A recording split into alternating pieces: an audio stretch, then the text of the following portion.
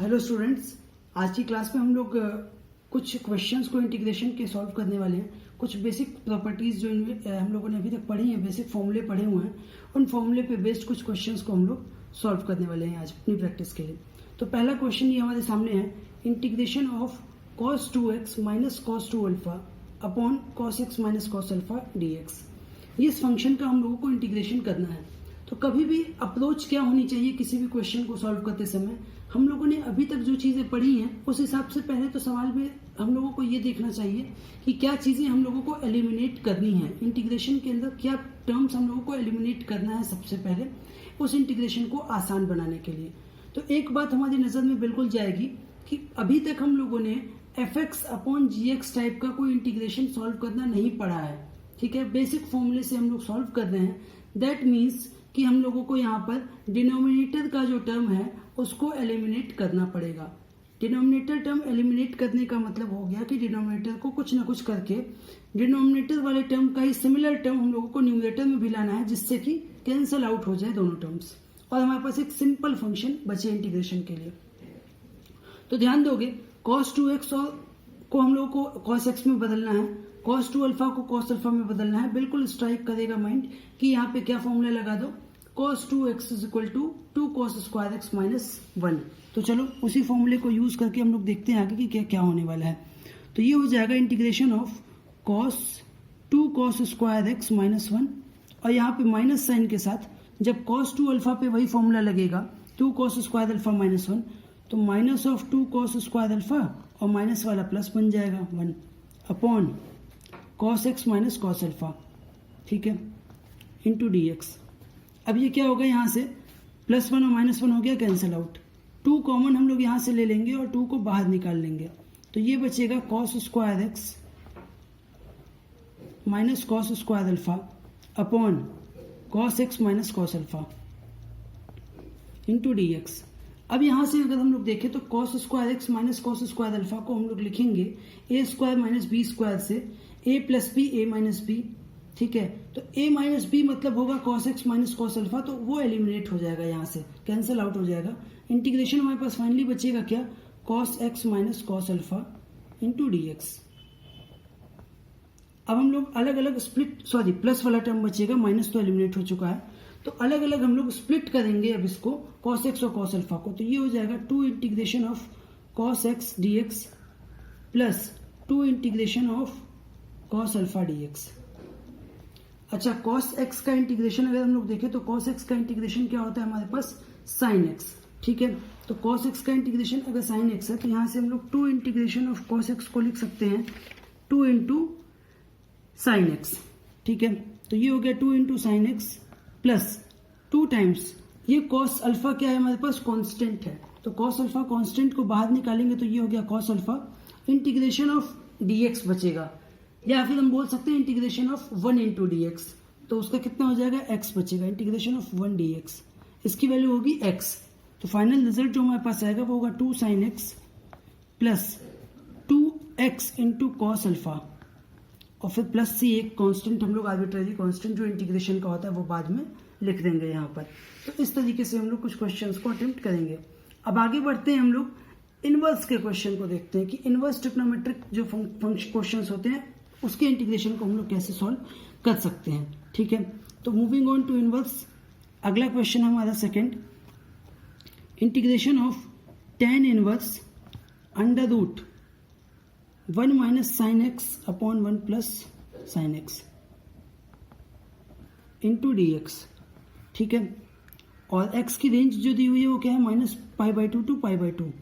Clear है, क्योंकि भाई साइन क्या होगा इसी में डिफाइन है, तो इसीलिए ऐसा वैल्यू दिया हुआ है।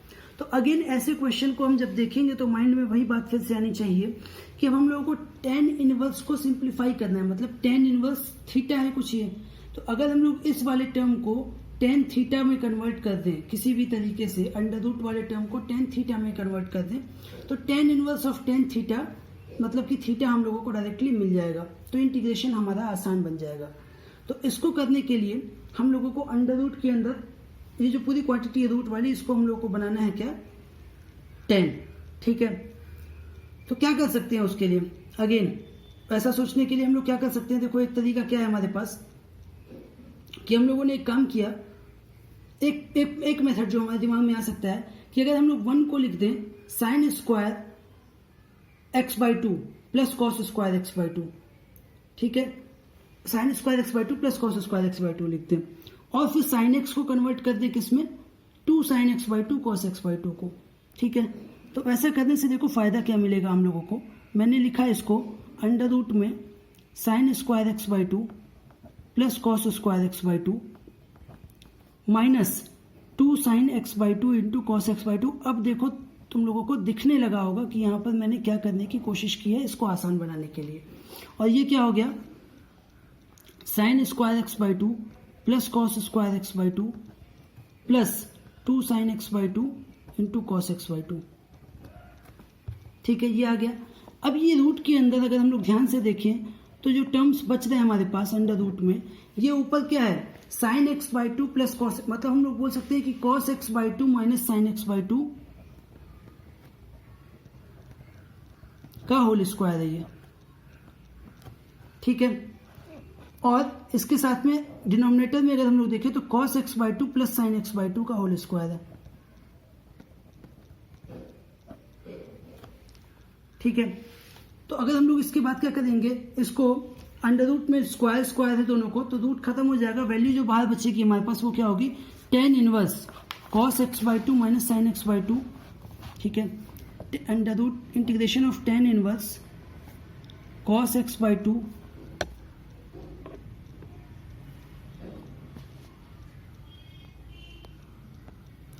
Minus sine x/2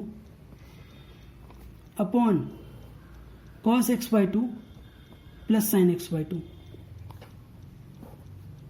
into dx।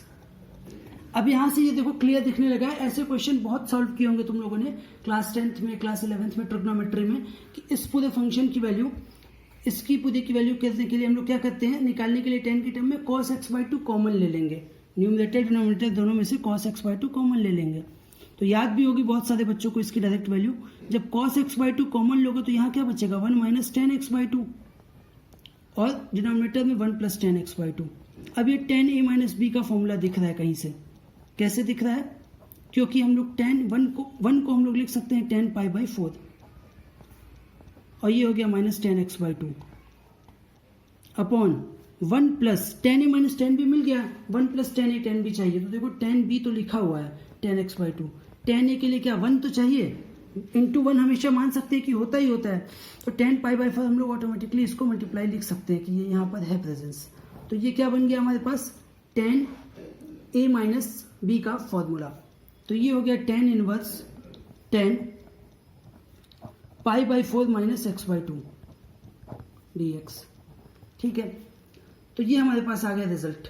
अब इसके बाद अगर हम लोग देखें इसको तो tan inverse of tan theta हो गया, तो ये इंटीग्रेशन क्या हमारे पास आ गया, integration of π/4 minus x/2 dx। बहुत सिंपल अब कन्वर्ट हो चुका है ये। आगे क्या करेंगे हम लोग, स्प्लिट करेंगे, तो integration of π/4 dx minus integration of x/2 dx। π/4 है कांस्टेंट, तो π/4 बाहर आ जाएगा, और इंटीग्रेशन ऑफ 1 dx हमारे पास आता है x, माइनस यहाँ पर भी 1/2 बाहर लेंगे, इंटीग्रेशन ऑफ x, तो x का इंटीग्रेशन हो जाएगा x²/2, ठीक है, प्लस c बाद में हम लोग ऐड कर देंगे। तो ये क्या आ गया, फाइनल रिजल्ट हम लोग देखें तो π/4x माइनस ये हो गया x²/4 प्लस c, ये हमारा फाइनल आंसर आएगा। इस तरीके से हम लोग इनवर्स के क्वेश्चन को हैंडल कर देंगे। तो ये हमारा इनवर्स का क्वेश्चन था। अब एक अलग टाइप का क्वेश्चन देखते हैं, चलो इसी में नेक्स्ट कैटेगरी जो है वो क्या है कि हमारे पास गिवन है कि f' जो है, f' की वैल्यू बोल दिया है कि 3x² माइनस 2/x³ है, ठीक है। f' की वैल्यू 3x माइनस 2/x³ है, और f1 की वैल्यू दी हुई है 0 है, and f1 is equal to 0। तो f1 अगर हमारे पास गिवन है तो उस कंडीशन में हम लोगों को क्या बताना है, fx की वैल्यू बतानी है, फंक्शन की वैल्यू बतानी है कि क्या होगा फंक्शन। तो देखो कभी भी ये चीज हम लोग को क्लियर है कि f' मतलब डिफरेंशिएशन ऑफ x। तो अगर हम लोग करें क्या कि f' जो लिखा हुआ है इसी को हम लोग अगर इंटीग्रेट कर दें, मतलब जिसका डिफरेंशिएशन हुआ है उसी को एक बार इंटीग्रेट कर दो, तो हम लोग को फंक्शन क्या मिलेगा, यहाँ से फंक्शन एफ एक्स टाइप में मिल जाएगा। ठीक है, एफ एक्स टाइप में फंक्शन हम लोगों को यहाँ से मिलने लगेगा। तो यहाँ से अगर हम लोग क्लियर बात देखें तो एफ एक्स को हम क्या बोल सकते हैं कि एफ एक्स क्या है हमारे पास, integration of 3x square minus 2/x³ है इंटू डी एक्स। ठीक है, इसी को हम लोग को इंटीग्रेट करेंगे तो एफ एक्स मिल जाएगा। अब सवाल ये आता है कि भाई अगर इंटीग्रेट करने पे एफ एक्स मिल जाएगा तो f1 क्यों दिया हुआ है, f1 की वैल्यू क्यों दी हुई है। तो ध्यान देना, कभी भी हम लोग इसको इंटीग्रेट करेंगे तो इंटीग्रेट करने पे हमारे पास लास्ट में प्लस सी भी मिलेगा। ठीक है, कांस्टेंट भी एक आएगा, उस कांस्टेंट की वैल्यू पता करने के लिए हम लोगों को f1 = 0 एक कंडीशन गिवन है, उसको यूज करके हम लोग c की वैल्यू निकालेंगे और फिर वही c की वैल्यू सब्स्टिट्यूट करके फाइनल फंक्शन बता देंगे। तो यहां से क्या आएगा, इंटीग्रेशन देखो, integration of 3x square minus integration of 2/x³ dx। ठीक है, 3x स्क्वायर का अच्छा क्या होगा, x स्क्वायर का होता है x³ माइनस 2 बाहर ले लो 1/x³ मतलब कि x⁻³ का इंटीग्रेशन निकालना है। ठीक है, तो x⁻³ का क्या हो जाएगा, x⁻²/2 ठीक है, x⁻²/2 बचेगा, प्लस c लास्ट में आ जाएगा। यहां से देखो 3 से 3 कैंसिल हो गया, 2 से ये 2 भी कैंसिल हो गया, माइनस माइनस बन गया प्लस, तो x³ प्लस x⁻² मतलब 1/x² और प्लस c है, ये एफ एक्स हमारे पास आ गया जनरल। अब यहाँ पर हम लोग रखेंगे कि f1 = 1 था, तो f ऑफ 1 क्या आएगा हमारे पास, x3 प्लस पे 1 रखो तो ये 1 हो गया, ये भी 1 हो गया और ये c बचा, और इसकी वैल्यू क्या गिवन है, f1 की वैल्यू 0। तो c + 2 = 0 है, तो यहाँ से c = क्या आ गया, -2। इसको अगर हम लोग इक्वेशन 1 माने तो यहाँ पे substitute c = -2 in equation 1 substitute करेंगे तो क्या आएगा, f(x) = x³ + 1/x² - 2।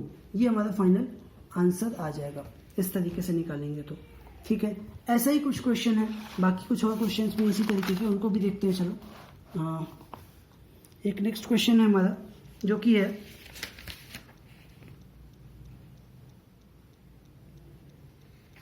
Integration of sin² x upon 1 + cos x। ठीक है, integration of sin² x upon 1 + cos x dx। ठीक है, तो ये बहुत सिंपल क्वेश्चन है, क्योंकि इसको अगर ध्यान से देखो, अगेन वही बात आएगी कि 1 + cos x को एलिमिनेट करना है। तो 1 + cos x को एलिमिनेट करने के लिए हम लोग सीधा सीधा सोच सकते हैं कि साइन को क्या कर दो, cos में कन्वर्ट कर दो। तो cos में कन्वर्ट करोगे तो क्या आएगा, 1 - cos² x हो जाएगा ये, upon 1 + cos x dx। 1 - cos² x क्या होता है, 1 + cos x × 1 - cos x। ये क्या हो जाएगा, 1 + cos x और 1 + cos x एलिमिनेट हो गया, बचा हमारे पास 1 - cos x × dx। स्प्लिट करेंगे तो 1 × dx minus integration of cos x dx। ठीक है, 1 dx का वैल्यू क्या हो जाता है, इंटीग्रेशन ऑफ 1 हमारे पास x ही आ जाएगा, और cos x का इंटीग्रेशन करेंगे तो cos x का इंटीग्रेशन हमारे पास आता है sin x। ठीक है, तो इसको हम लोग लिख देंगे -sin x। ठीक है, plus c, x - sin x plus c, ये हमारे पास फाइनल वैल्यू आ जाएगी इस इंटीग्रेशन को सॉल्व करने पे। ठीक है, तो ये हमारा इस तरीके का क्वेश्चन हो गया। अब और आगे देखते हैं।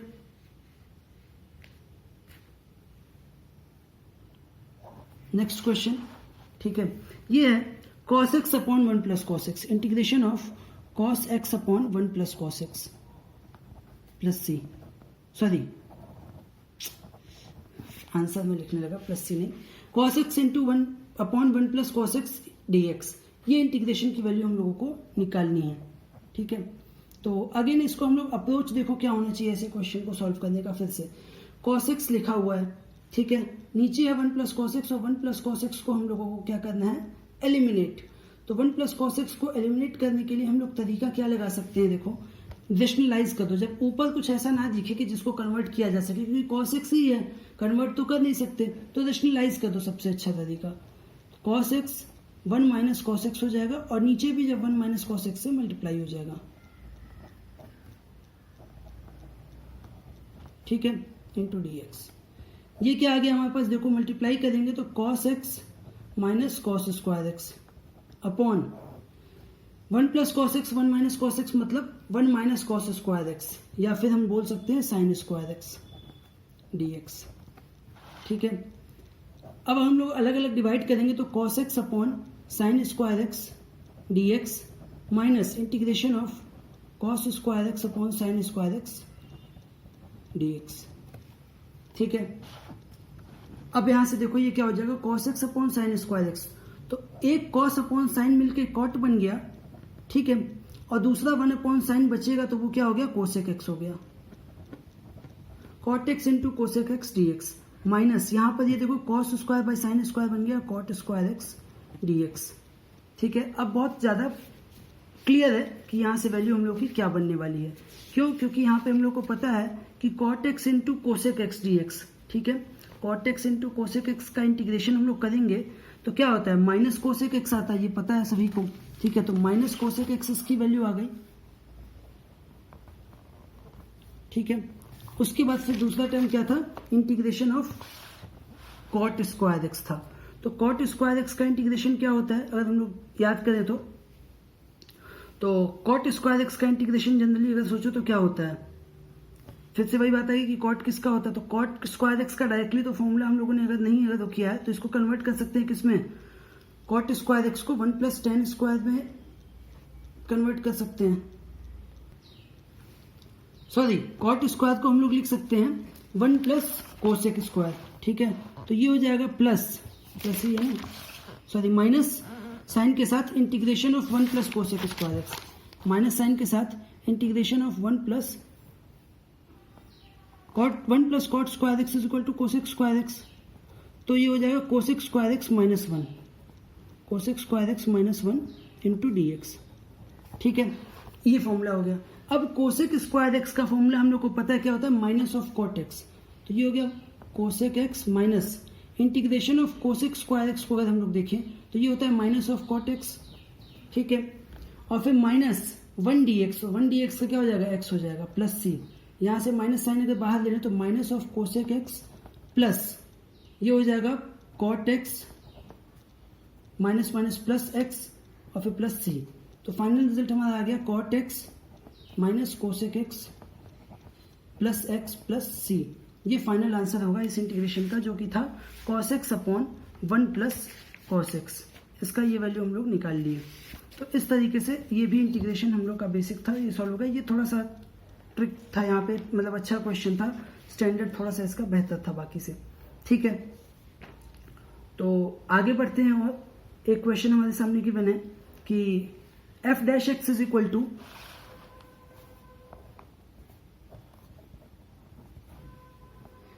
ए sine x plus b cos x. ठीक है, एफ डैश एक्स की वैल्यू हमारे पास गिवन है और f dash 0 is equal to 4 given है, f dash 0 is equal to 4। ठीक है, and f 0 is equal to 3 और f of pi by 2 is equal to भी गिवन है वैल्यू, वो वैल्यू क्या है 5। तो यहां से हम लोग को एफ एक्स की वैल्यू बतानी है। ठीक है, तो देखो इसको कैसे करेंगे हम लोग। यहां पर अगेन एफ डैश एक्स दिया हुआ है और एफ एक्स निकालना है। तो सिंपल सा तरीका क्या है कि एफ डैश एक्स दिया हुआ है और एफ एक्स निकालना है, तो हम ये बोल सकते हैं कि पहली चीज तो देखो एफ डैश 0 भी गिवन है, तो हम लोग क्या बोल सकते हैं कि एफ डैश एक्स अगर है a sine x plus b cos x,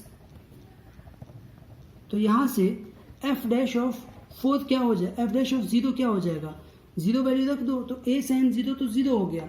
यहाँ पे बी कॉस 0 मतलब बी बचा, तो बी की वैल्यू क्या दी है यहाँ पे 4 हम लोग को गिवन है ये वाली, इस तरीके से, इस कंडीशन से। तो पहली चीज बता दी हम लोगों ने कि बी की वैल्यू क्या है 4 है।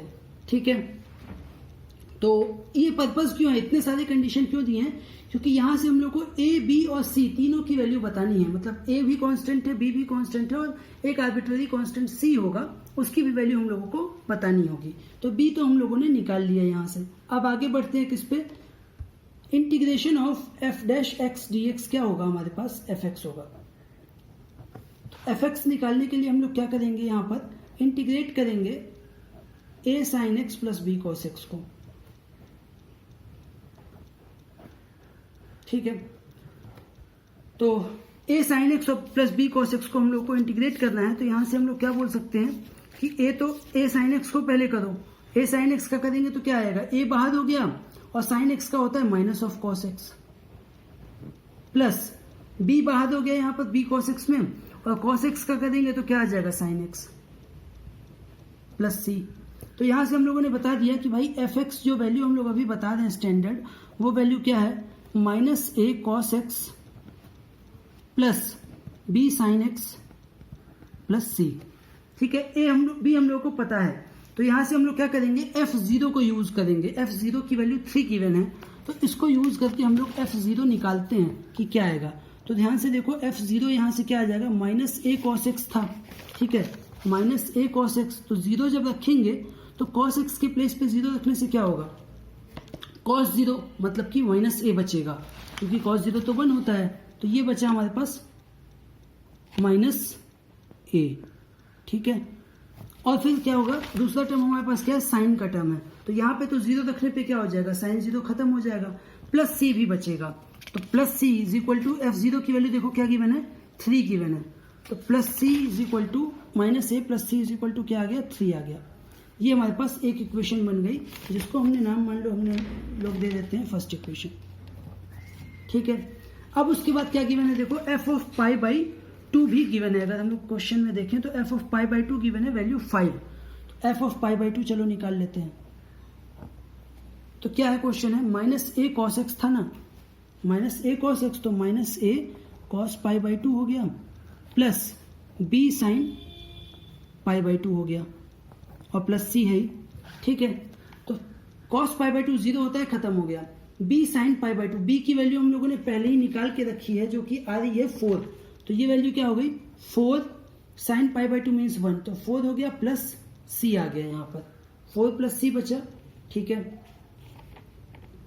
अब वैल्यू इसकी क्या गिवन है, हमारे पास 5 गिवन है, ओवरऑल वैल्यू इसकी 5 गिवन है, ये इक्वेशन 2 है मान लो। तो 4 प्लस c अगर 5 है, तो यहां से हम लोग क्या बोल सकते हैं कि c की वैल्यू क्या है हमारे पास, 5 माइनस 4 दैट इज 1। c 1 मिल गया, इसको इक्वेशन 1 में सब्स्टिट्यूट करेंगे तो minus a plus 1 is equal to 3। तो a की वैल्यू क्या आ जाएगी, यहाँ से 1 माइनस 3 दैट इज माइनस 2। अब ये तीनों वैल्यू को हम लोग सब्स्टिट्यूट कर दें अगर fx में, तो fx हम लोगों ने क्या निकाला था क्वेश्चन, अगर ध्यान से देखो तो minus a cos x plus b sin x plus c। Minus a cos x की जगह पे क्या हो जाएगा, माइनस a की वैल्यू 2 है, तो 2 cos x आ गया, b sin x की जगह पे 4 sin x, और c की वैल्यू 1 है, तो ये हो गया प्लस 1। तो fx की वैल्यू हमारे पास आ गई 2 cos x plus 4 sin x plus 1। इस तरीके से हम लोग इस क्वेश्चन को सॉल्व करेंगे। ठीक है, तो ये था हमारा आज का lecture, that's all for today. और आगे हम नेक्स्ट क्लास में फिर नेक्स्ट चीज़ों को हम लोग कवर करने वाले हैं, जो इंटीग्रेशन के मेथड्स हैं, substitution by parts and partial fraction, उसको फिर हम लोग नेक्स्ट क्लास से स्टडी करेंगे पार्ट बाय पार्ट। ठीक है, थैंक यू।